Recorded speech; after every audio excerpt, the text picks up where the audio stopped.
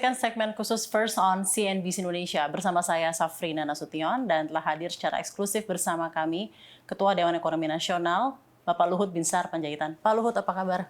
Baik-baik, Safrina. Baik. Terima kasih Bapak telah bergabung bersama kami. Bapak, bisa dijelaskan Pak, ini mungkin pertama kalinya CNBC Indonesia bertemu lagi dengan Bapak selaku Ketua Dewan Ekonomi Nasional. Pasti banyak yang ingin bertanya, apa sebenarnya function atau role dari Dewan Ekonomi Nasional itu Pak? Sebenarnya kami itu think tank-nya presiden sebenarnya. Jadi ya memberikan saran-saran diminta tidak diminta kepada presiden. Ya tentu kata akhir ada di presiden. Jadi decision making proses itu saya pikir ya Dewan Ekonomi Nasional ini memberikan feedback lah kepada Bapak Presiden. Dan kalau kita lihat anggota-anggotanya kan menurut saya sih sangat kredibel ya. Dan itu saya kira sangat bagus dan independen. Independen. Ya, tentu kita betul-betul hindari tidak ada konflik of interest di situ.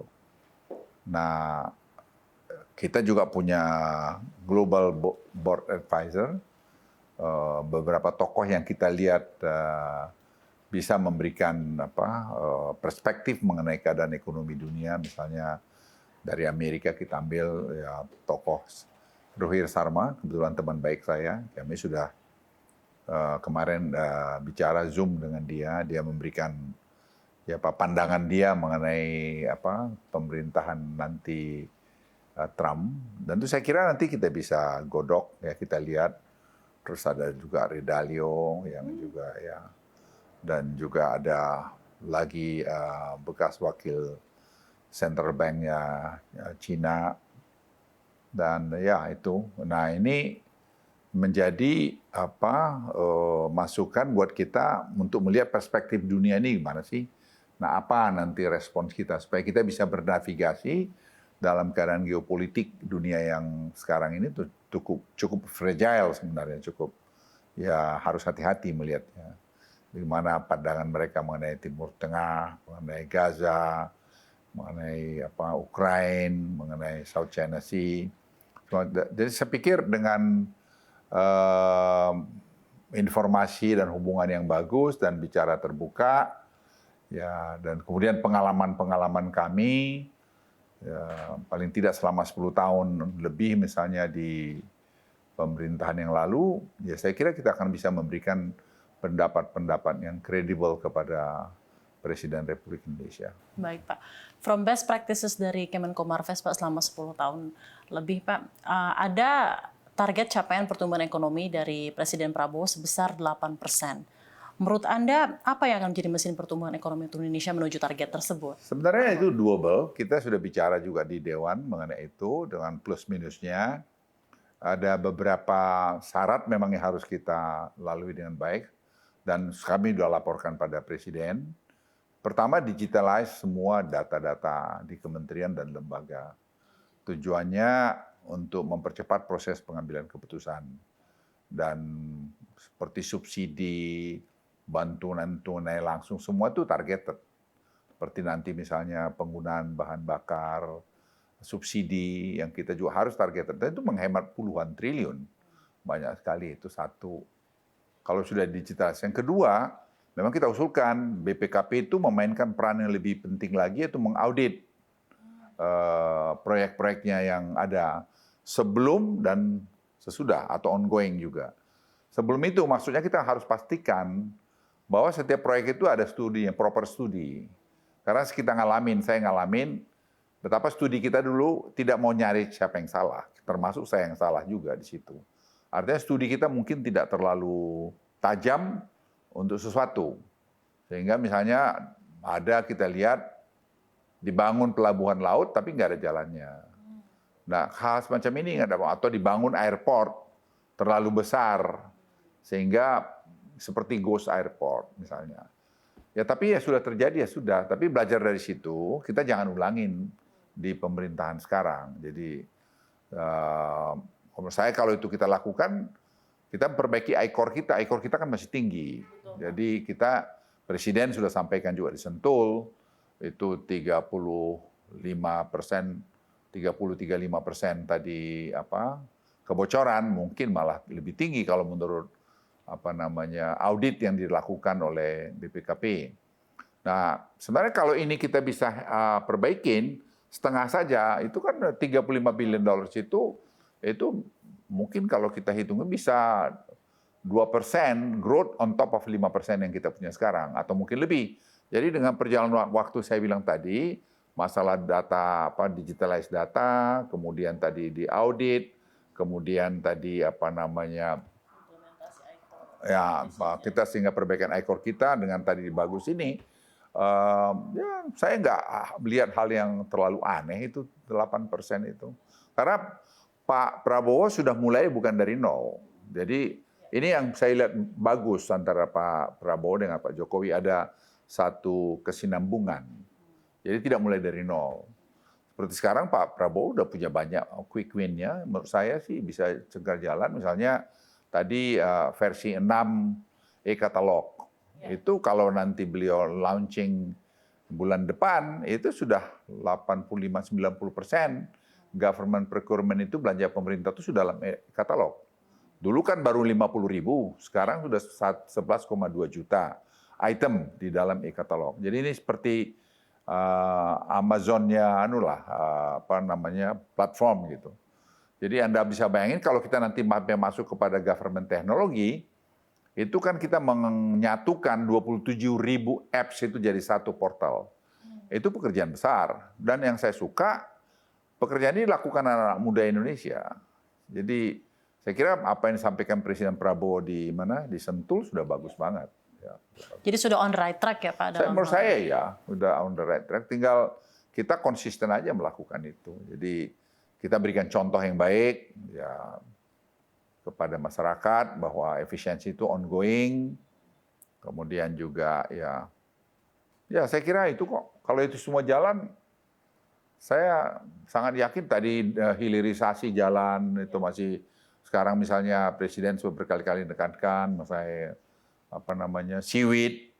Seaweed itu hal yang super besar. Tadi saya baru bicara dengan satu investor dari luar datang, saya jelaskan seaweed ini lebih besar daripada nikel ore, karena nikel ore itu masih ada kaitan kepada lingkungan, masalah lingkungan. Ini kan tidak ada sama sekali, malah carbon sink sebenarnya. Dia nyerap CO2 sebenarnya. Jadi kalau kita tekunin, saya kira sih 8% itu very doable. Achievable and doable ya Pak Luhut. Pak Luhut, saya ingin nanya mengenai ICOR Pak. Tadi kan Bapak menyentuh mengenai efisiensi dari incremental capital output ratio, dan ICOR ini kan sebenarnya banyak sekali kesinambungannya dengan governance dan regulasi dan culture dari suatu government tersebut ya Pak ya. Seluruh program-program seperti hilirisasi, downstream policy, dan lain-lainnya saya tahu tujuannya begitu noble. Tapi ketika implementasinya ada saja beberapa oknum-oknum yang malah meningkatkan ICOR tersebut. Apa yang Anda ingin sampaikan mengenai itu dari Safrina, kalau kamu ingat-ingat ya, saya suka bilang kurangin orang-orang yang toksik di dalam pemerintahan gitu. Maksudnya ya itu. Jangan sudah ada dibuat kebijakan, sudah disepakatin, tiba-tiba nanti kamu rubah lagi gitu. Karena kamu menteri apa karena itu jangan gitu. Nah itu orang membuat kan jadi uncertainty ini gimana sih gitu.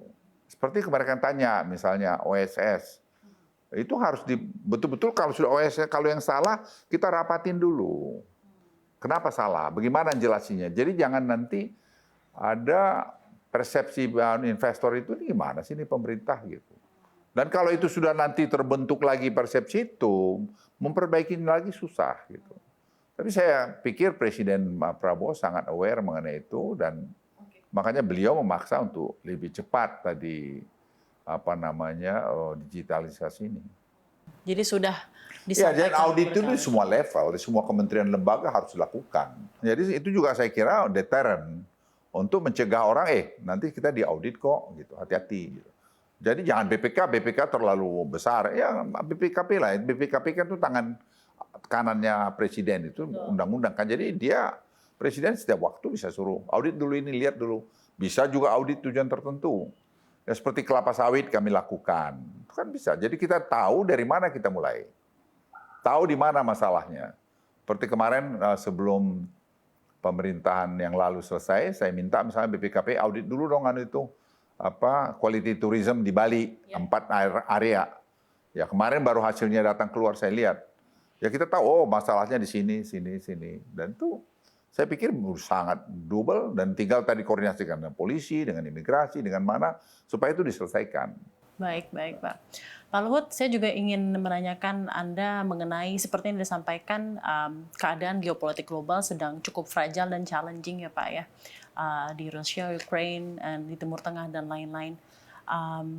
Bagaimana Anda melihat ini semua akan berdampak terhadap capital inflow kepada Indonesia? Bagaimana kita agar bisa tetap very, very interesting di mata asing? Ya sebenarnya kita sampai hari ini sih menurut saya sih bagus-bagus saja. Tapi kan perubahan itu bisa juga split of second kalau kita nggak hati-hati.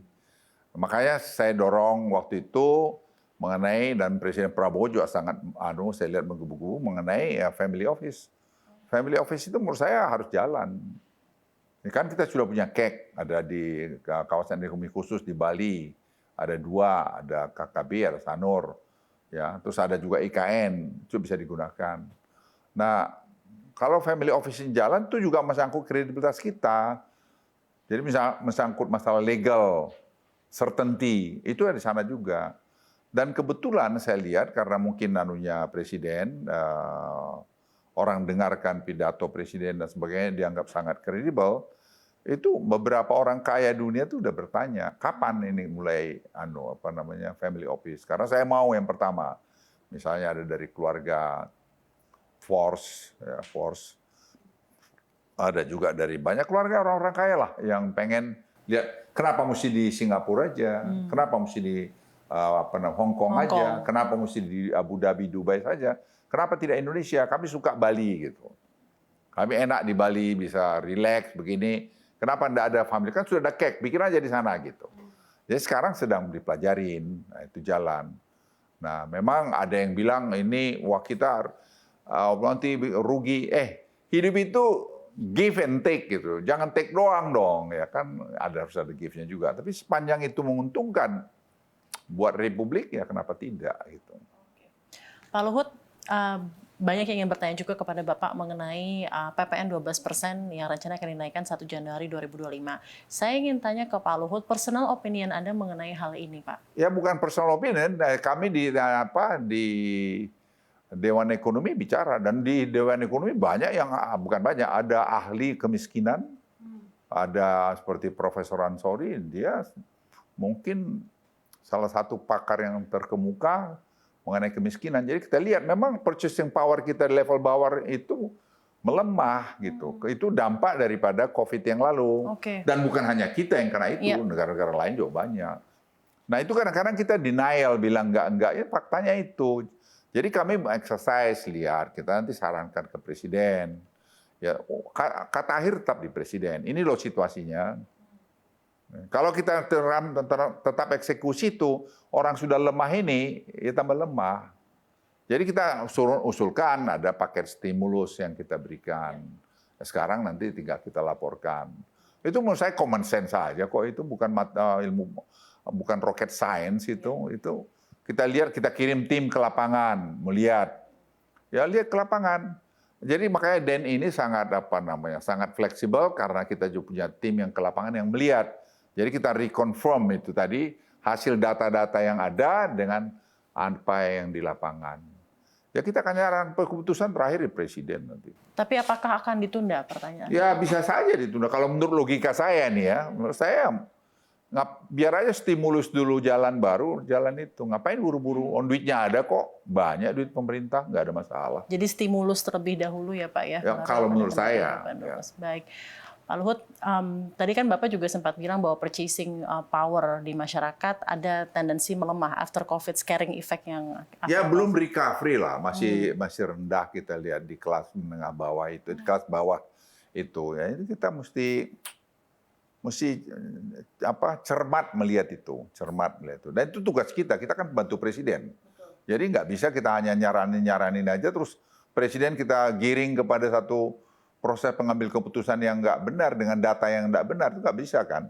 Saya bisa jamin bahwa dari Dewan Ekonomi Nasional kita melihat ini. Dan kalau diambil keputusannya bisa begini. Tapi keputusan akhir tetap pada tangan Presiden.